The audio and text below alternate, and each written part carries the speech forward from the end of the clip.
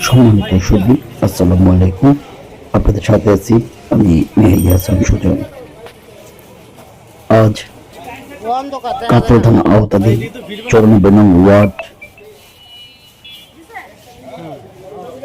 ঢাকা 15 আসনের আগামী দিনের ধানের শীষের মনোনয়ন প্রত্যাশী ও ঢাকা 15 অভিভাবক, সাবেক কেন্দ্রীয় যুবদলের ভারপ্রাপ্ত সভাপতি, বিএনপি জাতীয় নির্বাহী কমিটির অন্যতম সদস্য, 2018 সালে বিএনপির মনোনীত প্রার্থী জনাব মামুন হাসানের পক্ষে এবং ধানের শীষের প্রতীকের পক্ষে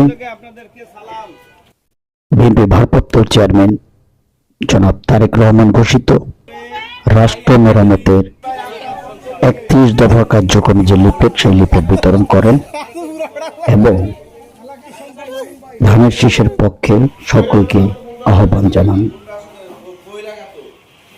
আগামীতে ঢাকা 15 আসনে বিএনপি থেকে মামুন হাসান মনোনয়ন প্রত্যাশী।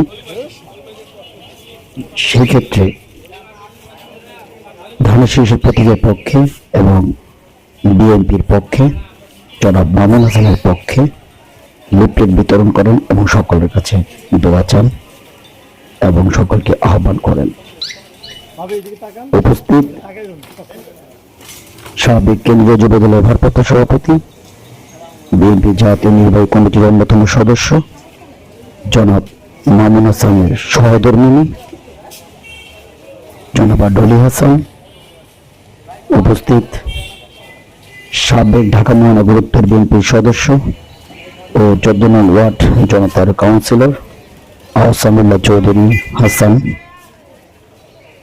তার সহধর্মিণী লিপি চৌধুরী এই লিফলেট বিতরণ এবং জনসংযোগে অংশগ্রহণ করেন এবং এলাকার সাধারণ মানুষের কাছে কাছে জনাব তারেক রহমানের সালাম পৌঁছে দেন এবং সকলকেই ধানের শীষের পক্ষে থাকার জন্য আহ্বান করেন।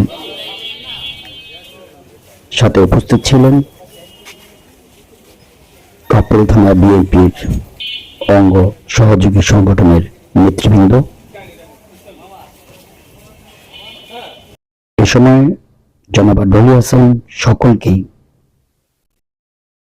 মামুন হাসানের পক্ষে এবং ধানের শীষের পক্ষে আগামী নির্বাচনে ভোট দেওয়ার জন্য আহ্বান করেন এবং বিএনপির ভারপ্রাপ্ত চেয়ারম্যান জনাব তারেক রহমান এবং সিনিয়র নেতৃবৃন্দ যদি মামুন হাসানকে ধানের শীষের প্রতীকে মনোনয়ন প্রত্যাশী করেন তাহলে সকলকে মামুন হাসানের পক্ষে ভোট দেওয়ার আহ্বান জানান।